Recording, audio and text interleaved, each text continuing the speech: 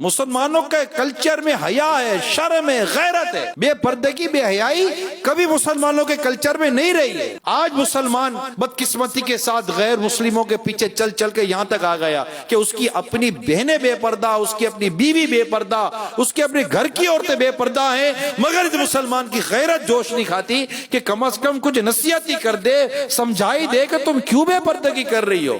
ایک وقت تھا، ایک قاضی کی عدالت میں ایک عورت نے مقدمہ دائر کیا، جس کا شوہر اس کو مہر نہیں دے رہا تھا. قاضی کے سامنے عورت بھی عدالت میں، تو عورت نے گواہ پیش کیے. تو گواہوں نے کہا کہ اس کو بولو کہ اپنا چہرہ دکھائے تو ہم پہچانے کہ ہم نے اسی کے گواہ تھے. تو قاضی نے کہا کہ اب چہرہ دکھاؤ. بعض صورتیں ہوتی ہے کہ چہرہ دیکھنے کی. وہ عورت جو تھی، اب اس کے جو ہاتھ تھے نا وہ کانپ رہے تھے نا، کہ وہ چاہتی نہیں تھی کہ میرا چہرہ میرے شوہر کے سوا کوئی غیر مرد دیکھے. غیرت مند شوہر وہاں سے آواز لگاتا ہے کہ قاضی صاحب، میں اپنی بیوی کا مہر دینے کے لیے تیار ہوں، اس کو بے پردہ نہیں ہونا، اس کو بے پردہ مت کرے. مجھے بھی گوارا نہیں ہے کہ میری بیوی کو کوئی غیر مرد دیکھے. جب اس عورت نے یہ دیکھا کہ میرا شوہر اتنا غیرت مند ہے کہ اس کو یہی گوارا نہیں کہ میرے چہرے کو کوئی غیر مرد دیکھے، تو اس نے قاضی صاحب کو کہا، قاضی صاحب میرا شوہر اتنا غیرت مند ہے، میں اس سے مہر لے کر کیا کروں گی. میں نے اس کو اپنا مہر معاف کر دیا.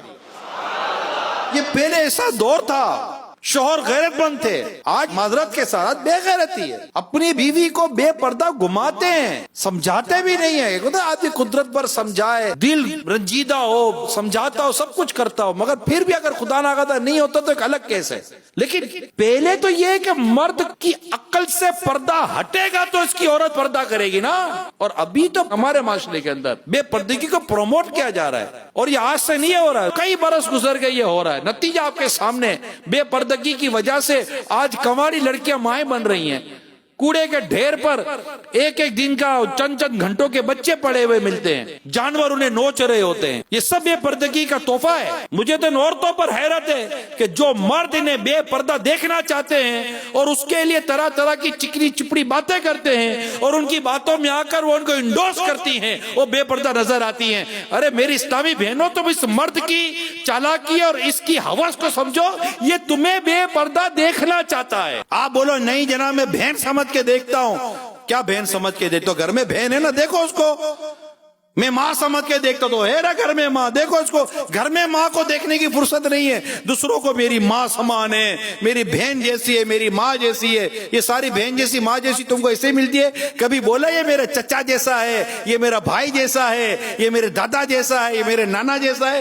تم کو مردوں میں کوئی دلچسپی نہیں ملتی، ساری دلچسپی تم کو عورتوں میں ملتی ہے. یہ سب شیطان کی شرارت ہے جسے ہمیں سمجھنا ہے میرے میٹھے پیارے اسلامی بھائیوں، اور ہمیں مل کر اس بے پردگی کا اور اس بے شرمی و بے حیائی کا مقابلہ کرنا ہے غیرت ایمانی اور جوش ایمانی کے ساتھ. اس کے لیے ہم پہلے خود کو تو روکیں. ہمارے موبائل میں آنے والی ایک عورت کی تصویر سے ہم اپنی آنکھیں نہیں بچا سکتے، ایک عورت کی مووی سے ہم اپنی آنکھیں نہیں بچا سکتے، ٹی وی پر آنے والی بے پردہ عورتوں سے ہم خود کو اپنے گھر کو نہیں بچا سکتے.